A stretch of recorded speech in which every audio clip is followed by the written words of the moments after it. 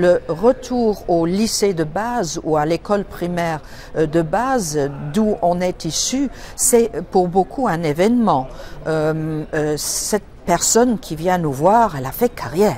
Elle a fait carrière à l'étranger, où elle travaille à Bruxelles. Ben, qu'est-ce que c'est que cet animal qui travaille à Bruxelles? Et puis il voit la personne, et c'est un garçon ou une fille bien de chez eux, de l'âge de leurs parents ou grands-parents, et qui parle de ses expériences d'enfant dans cette école et comment cette personne a évolué de là dans sa carrière politique ou administrative. Eh bien, c'est passionnant.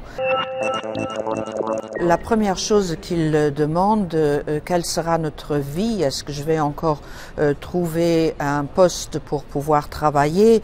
Si je veux créer ma propre entreprise, comment l'Europe va aider? Et puis c'est quand même scandaleux, ces milliers de gens, les pauvres qui se noient dans la Méditerranée.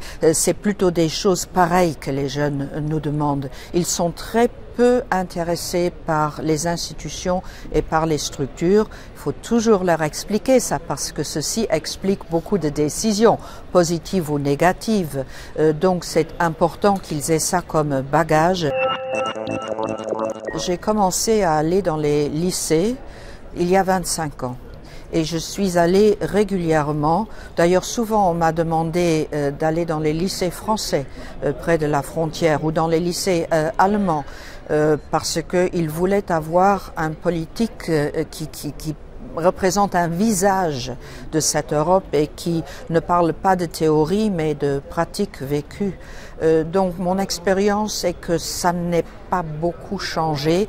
La seule chose, on expliquait dans le temps, il y a 25 ans, on expliquait souvent l'Europe comme construction de la paix, qui est sortie de la Deuxième Guerre mondiale.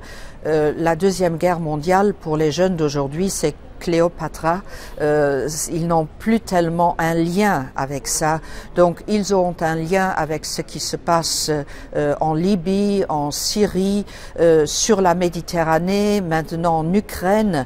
Il faut leur expliquer ces éléments pour leur expliquer le fondement de l'Europe. C'est tout ce qui a changé, les fondements restent les mêmes. Il y a une très forte demande d'Europe, il y a surtout une grande demande d'explication de l'Europe. Mais tout dépend toujours de l'enseignant.